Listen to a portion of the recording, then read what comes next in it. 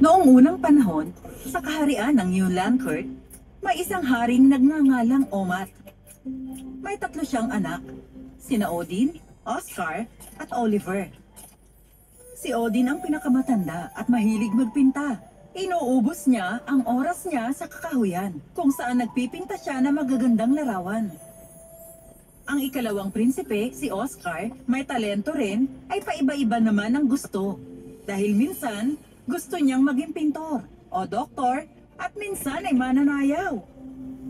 Ang pinakabata, si Oliver, ay laki sa layaw at walang galang. Madalas na kinagagalitan ng mga katulong, kahit kaila'y di natutuwa sa serbisyo ng mga ito. Si King Omat ay nag-aalala ng gusto. Lahat ng kanyang tatlong anak ay mga binata na, ngunit wala pang handa sa kanila na kumuha ng responsibilidad. Isang araw, pinatawag niya ang mga ito sa harap niya. Bakit po, Ama? Pinatawag niyo kami? Oh, alam niyo mga anak, naglingkod ako sa kahariang ito sa lahat ng aming makakaya sa mahabang panahon at gusto ko rin namang maglakbay sa mundo. Ngunit nais kong kayo naman ang kumuha ng responsibilidad na ito. Ama, pasensya na, ngunit kailangan ko pang hanapin na talagang gusto ko. Inaalam ko pa kung ano ito. At mas gusto ko po sana kung hindi ako ginigipit. Ngunit, Oscar, Pasensya na, Ama. Odin, Oliver, Ama, alam kong iniisip mo na handa na akong kunin ang responsibilidad. At ang totoo, tama po. Ngunit, hindi ako ang panganay. Di ba dapat si Odin muna ang kumuha nito? oo, ngunit pwede mo rin namang subukan tumulong, hindi ba? Salamat na lang po. Mas gusto kong makipaglaro sa aking mga kaibigan kaysa gumawa ng trabahong pamamahala. Pagkasabi nun, umalis na si Oliver. Ang malungkot na haring Omat ay bumaling kay Odin. Odin, aking panganay, tulungan mo ang ama mo.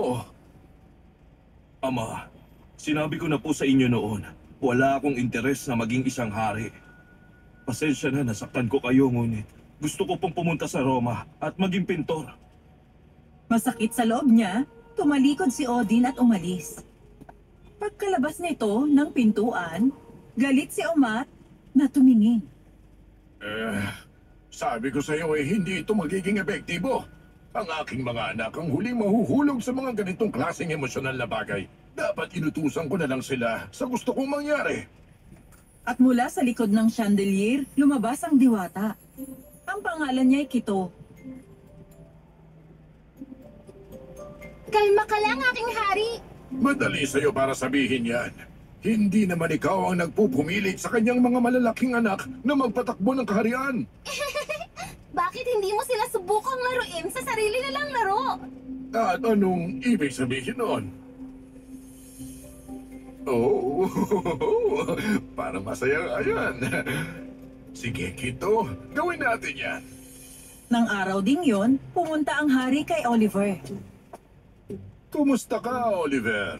Hinahangaan mo ang iyong espada sa tingin ko. Hindi ba't napakaganda, Ama? At napakakintab? Ngunit anong gamit ng maganda na espada kung hindi naman ito magagamit kailanman? Ano? Siyempre magagamit po ito. Sino? Ikaw? Anak ko, 19 ka pa lang. Nang kasing edad mo ako, malakas ako't matapang. Ngunit ikaw, huwag kang mag-alala. Magiging handa ka na siguro kapag ikaw ay 60? Si Senta? Inaasahan ko maging hari ng mas maaga kaysa dyan. Gusto mong maging hari, pero ayaw mong sumama sa pagsasanay? Anak, napakahaba pa ng tatahakin mo bago ka maging hari. Tulad na sabi ko, mga edad na 60 na. Nabigla si Oliver nang mapagtanto ang iniisip ng ama niya. Nagalit siya. Ano? Gumana ba ito? Mas madali pa kaysa agawan ng Candy ang isang baby. Nang gigigil talaga siya. Hoy, hindi nakakatawa. Sana'y gumana ang plano mo. Gagana yun. Ngayon, nakaisa na. Dalawa na lang aking hari. Pumunta ang hari sa ikalawang anak. at nakitang napapalibutan si Oscar ng mga halaman. Ama, tingnan mo! Nakakita ako ng bagong libangan, pagkahalaman. Masaya, tama? Aba anak, aking anak, pumunta ako dito para sabihin sa iyo na hindi kita pipilitin sa kahit anumang responsibilidad dito sa kaharian natin. Talaga po? Mainam po yun. Ibig kong sabihin alam ko naman na hindi ka nararapat na maging hari. Ang isang hari ay laging alam kung anong talagang gusto niya, di ba? Ano? Sigurado ako. Sa palagay ko. Siyempre naman, tiyak na magugustuhan ng mga tao ang isang namumunong hindi makapagpasya kung magiging hari o komedyante, hindi ba? Beno, naway maliw ka na sa bago mong libangan. Bye-bye! Hindi niya naiisip na sigurado ako. Kung ganon, lalabas ako bukas at ipapakita kong mali siya. Sa wakas, pumunta ang hari sa panganay niyang anak, kay Odin.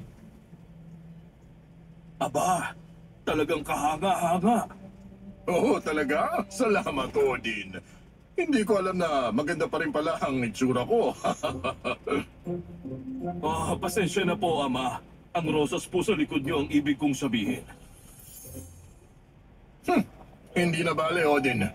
Pumunta ako dito para itanong sa'yo kung gusto mong magpinta ng iba bukod sa kakahuyan. Ano? Pero anong problema sa aking mga pininta? Aba alam mo, ang ibig ko sabihin nito maraming mga puno at mga halaman at puno. Bakit hindi mo subukang magpinta ng bundok, mga tanawin? Di ba bagay naman, yung medyo mapaghamon, di ba? Yon ay napakagandang ideya. Ihahanda ko bukas ang pagpipinta ng mga bagong lugar sa kaharian. Salamat po sa inyong suporta, Ama. Ano pa bang maaaring gawin ng isang ama? Ngayon ay ikaw naman, Kito. Nagawa ko na ang parte ko. Kinabukasan, nagkunwaring iba si Oliver at umalis ng palasyo na naglalakad. Ha! Ipapakita ko sa ama ko ang hinahanap niya. Gayunpaman, di niya alam na sinusundan na siya ng diwatang si Kito. Di nagtagal, nakita niya ang isang matandang babae na may dalang basket ng mansanas. Eto ng pagkakataon ko! Yahoo! Oh, hindi. Oh, binata, pwede mo ba akong tulungan? Ako? Pero ikaw ang nakabagsak niyan. Ang yabang naman! Kahit ang hari ay mas mabait pa kaysa sa'yo! Nagulat ang batang prinsipe dahil wala pang nakapagsalita ng ganon sa kanya. Pasensya na po. Kahit paano, humingi ka ng paumanhin. Naguluhan si Oliver at sinimulang pulutin ang mga mansanas para sa matanda. Bueno, iho, tinulungan mo ako. Salamat. Ninitian siya nito ng husto at umalis na. Nagpatuloy sa paglakad si Oliver at nag-isip ng malalim. Ang mga sandaling yun ay may magandang pinag-uusapan. Tingnan natin ang ating prinsipe ngayon. Hayya! Oh, ang aking espada! Espada? Oh, mga sundalo! Pumunta dito si Oliver at nakinig sa pinag-uusapan. Anong gagawin natin? Sa palagay mo, atake sila? Ewan ko, pero relax lang tayo. Relax lang? Kapag may kalaban, aatake tayo! Ano bang meron sa batang to? Hindi ka basta aatake sa kalaban. Tama. Kung hahantong yun sa digmaan, isipin mo ang mga tao sa kaharian. Huwag ka mag-alala, bata. Ang ganito mga bagay ay para lamang sa hari at ang kanyang mga hukbo. At sa mga prinsipe rin. Pagkarinig nito, nakaramdam ng hiya si Oliver. Hindi ko alam na napakaraming dapat aralin. Talagang inaalagaan ni Ama ang lahat ng responsibilidad nang siya lang mag-isa. Kumana na! Ngayon, ang susunod naman. Nasa labas si Oscar sa ibang parte ng kaharian.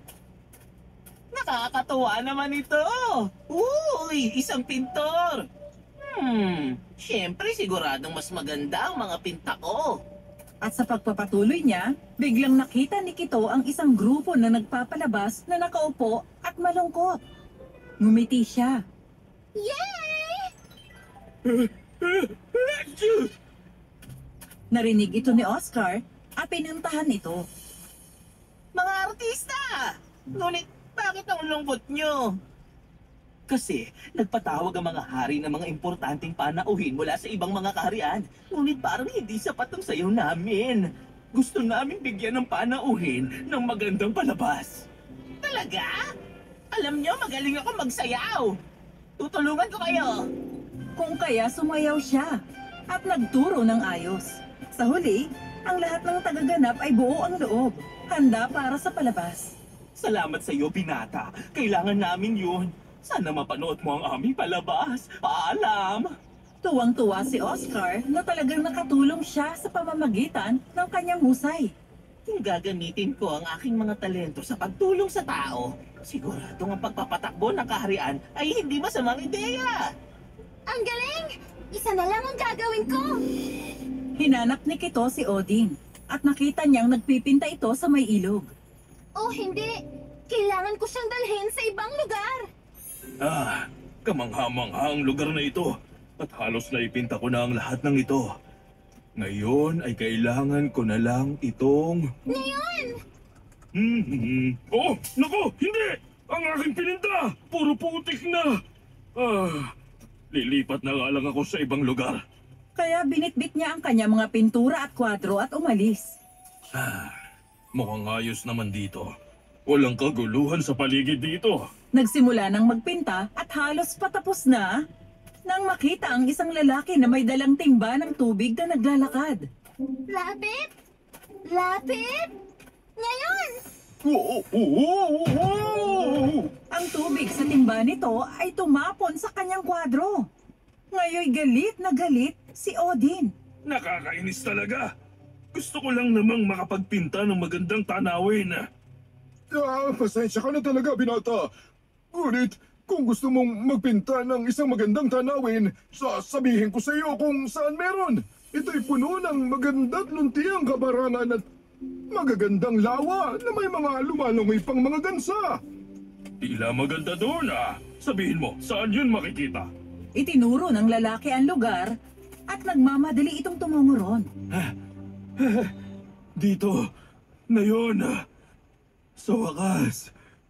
Pero teka, puro tuyong damo at dayami ang naririto.